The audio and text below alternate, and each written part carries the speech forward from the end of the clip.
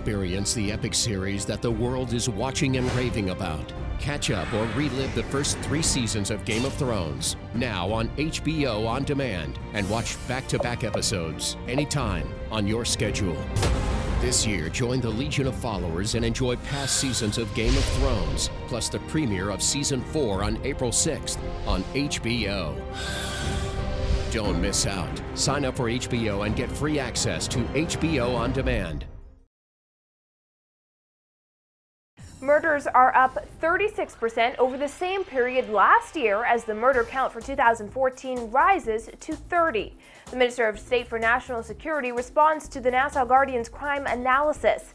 The Free National Movement chairman describes disgraceful details he claims are contained in government's deal with BTC, and advocates team up to push for stricter penalties for murder.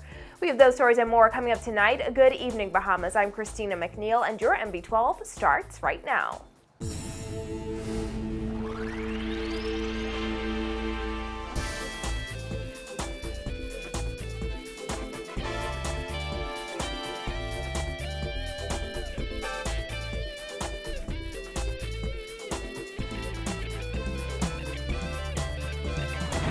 Thanks for joining us.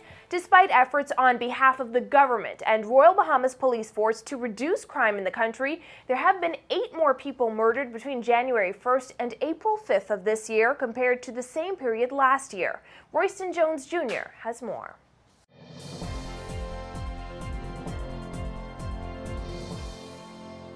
The trend in murders, which Commissioner of Police Ellison Greenslade has alluded to over the last few weeks, in fact represents a 36% increase in murder, according to the Nassau Guardian and MB12's records.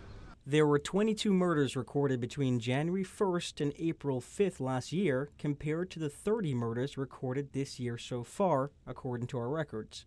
A closer look at this year's figures show that 11 people were murdered in January, 8 in February, 8 in March, and 3 so far this month. The murder count does not include several matters that have yet to be classified, including the 4 bodies found last Thursday on Anguilla Key. The bodies had tires placed on top of them and were burnt beyond recognition, according to authorities.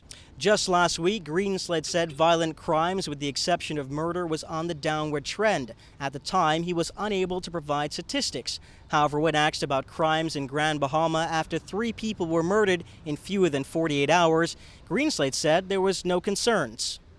No concerns about anything happening in Grand Bahama. Grand Bahama has recorded murders in recent times. 2 persons have been arrested in 2 of those separate murder cases. In one case, the weapon was recovered.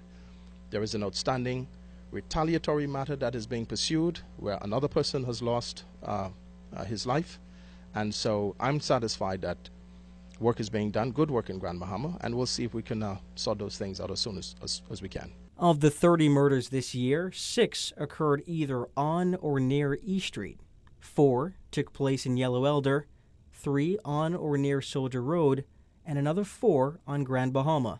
Other murders took place on New Providence. Abaco, Exuma, and Bimini also recorded murders this year. There have been 7 murders in the country since last Saturday. The most recent killing took place over the weekend. Following a spate of murders just weeks ago, Prime Minister Perry Christie said his government will dedicate more resources to law enforcement and social intervention programs. That I am continuing to dedicate resources to the police force because I intend to smother and suffocate this bad behavior. And I'm going to continue to do that.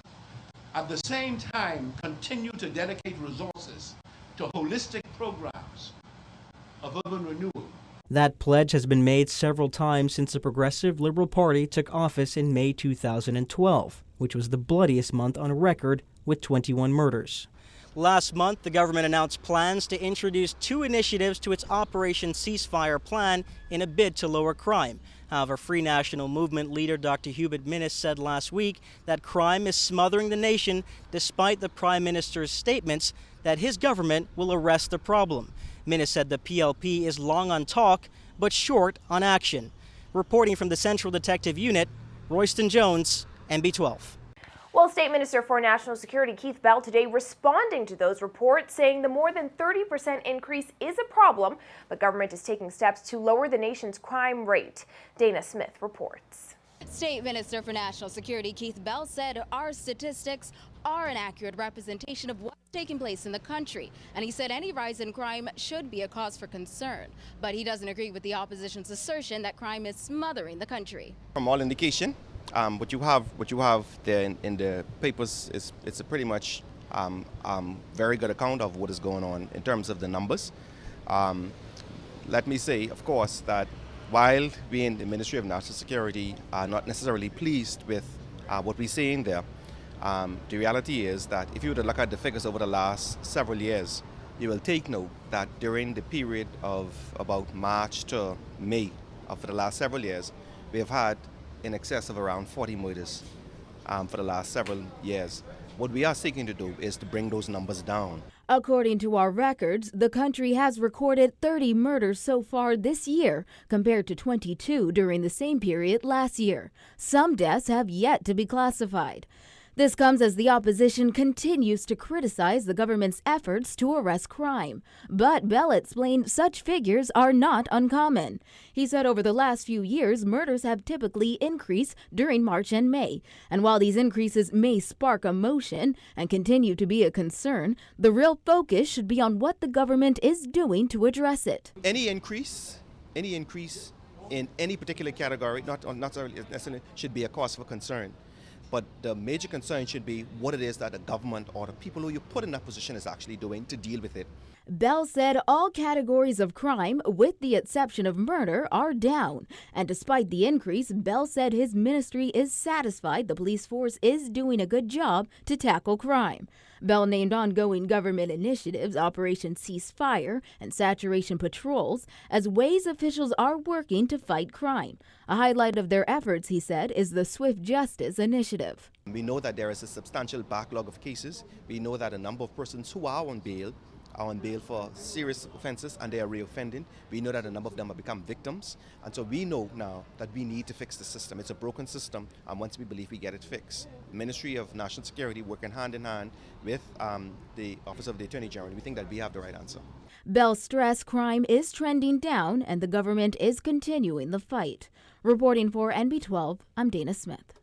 Well, police are investigating the circumstances surrounding the death of a 33-year-old prisoner who was shot and killed last night, reportedly after he escaped custody at the Georgetown Police Station in Exuma.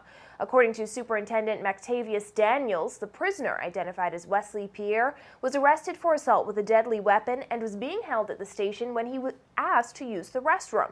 Shortly after 11 p.m., while being escorted, Pierre somehow managed to get a hold of a pen, which police say he used to stab the officer escorting him in the face. Superintendent Daniels says Pierre then ran out of the station.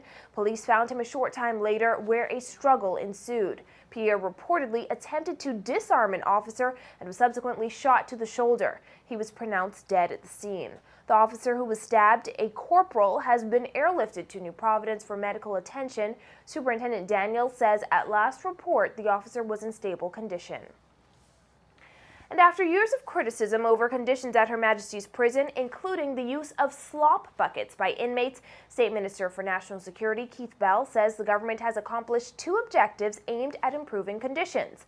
One of them is the installation of portable toilets in a few cells at the prison. We have now started on an initiative where we're seeking to put in place the portable toilets. They have been installed in several of the cells.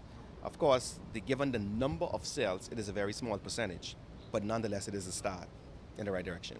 Bell also confirmed maximum security now has a new roof. The roof at the facility has been in a state of disrepair for several years. It has been repaired. As a matter of fact, there is a new roof, and the good thing with the roof on maximum security, it's one that is made of the tin. So if you look on one of the buildings around here, National Security, it's one of those which I think it has a 50-year warranty or 50-year lifespan. Back in December, Bell said the roof would cost about $400,000, but he confirmed today the new roof significantly exceeded that figure, though he did not have an exact cost. And the day after the exclusivity period of the Bahamas Telecommunications Company was set to expire, the chairman of the Free National Movement is hitting out against disgraceful details of government's deal with cable and wireless communications. According to a statement released by Darren Cash, there is only one person who benefited from government's take-back negotiations with CWC. Former BTC CEO Leon Williams.